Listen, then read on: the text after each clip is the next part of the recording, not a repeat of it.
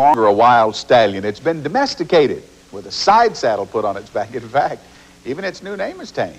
The Explorer.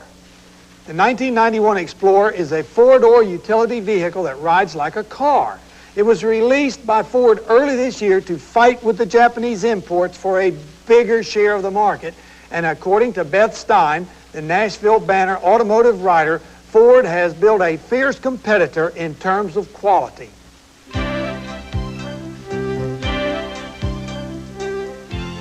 Meet the Explorer, Ford's new entry in that all-important race for the family dollar. Big, roomy, comfortable, and stylish, the Explorer is much more than just a four-door Bronco 2, Ford's former four-wheel driver. This ride is much more refined. So much so, it might disappoint the hardcore off-road enthusiast. Not that I doubt its integrity, mind you. It's just that I found the steering not nearly gutsy enough to inspire real off-road confidence. And the overall feel, too cushy to beg for adventure. But that doesn't worry me too much, nor does it likely worry Ford. Surveys tell us that most off-road vehicles on the road today stay there. They're never taken off-road. Four-wheel drive has simply become a matter of safety and confidence. It's nice to know you've got it if you need it. Like when the elements suddenly turn against you, just the push of a button gives all-wheel drive stability on the fly, a nice feature. The Explorer also comes in two-wheel drive, if you prefer. Either way, the Explorer feels pretty good in a rainstorm. Plowing down the highway above all the traffic and truck spray, it's truly a foul-weather friend. Powered by a 4-liter electronically fuel-injected V6, the largest ever in a Ford compact light truck, the Explorer is plenty responsive. It generates 155 horsepower at 4,200 RPM and 220 foot-pounds of torque at 2,400 RPM. Still, it averages a respectable 16 miles per gallon city, 20 on the highway. That's really good for this size four-wheel drive. A 5-speed manual transmission comes standard with 4-speed automatic as an option, and rear anti-lock brakes are an added safety feature.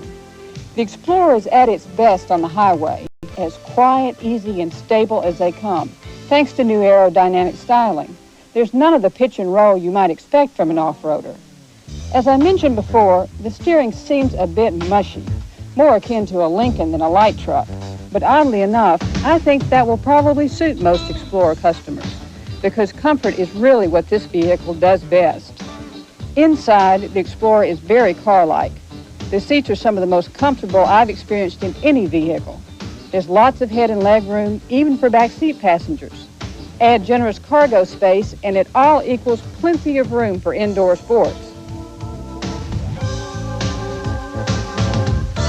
I think the Explorer is destined for greener pastures. Green is in a moneymaker for Ford. Even if this four-door four-wheeler is more suited to social climbing than tree climbing, its interior comfort and exterior style, coupled with an impressive powertrain, certainly make it a contender in the family market, which, after all, is what these utility vehicles are really after. The names may sound rugged, but who are they kidding? These rural roadsters are city slickers at heart, meant not so much to forge trails as to raise sales. The Explorer is much more Mom than Magellan. If it does any scouting at all, it will most likely be of the Cub and Brownie variety. For Road Test Magazine, I'm Beth Stein. The base price of the model that Beth drove is $16,393. You add $755 for air, $348 for cruise control and tilt steering, $279 for the rear window washer and defroster, $265 for aluminum wheels, and more than $1,000 in other assorted options. So the total price, $19,078 plus destination charges. You know, Don, I mean, the option of a four-wheel drive vehicle is so much more expensive than a two-wheel drive vehicle. I'm not sure that everybody that's got them needs them. I'm sure they don't. I know, like, I'm from Florida. You certainly don't need them down there unless you're a contractor or going out in the woods or something. Yeah. Well, that's not everybody, and especially considering all of the added expense and maintenance to the vehicle. And yet some people just love their four-wheel drive vehicles. You were talking about a guy you were riding with the other day? Yeah, I had a friend of mine in the car, and here come a four-wheel drive vehicle, had mud all over it, and the guy says to me, look at that. He says he's actually been off the road with that thing. Well, that's what they were made for. But I guess if I lived in a real snowy area and my wife was out, and it started snowing or icing up, I'd rather for her to have it and when she needed it than not to have it needed, even though it is an expensive option. That's a totally different situation. Yeah. Where you live really counts for a lot with a four-wheel drive. Sure does. We'll be right back with a look ahead to next week's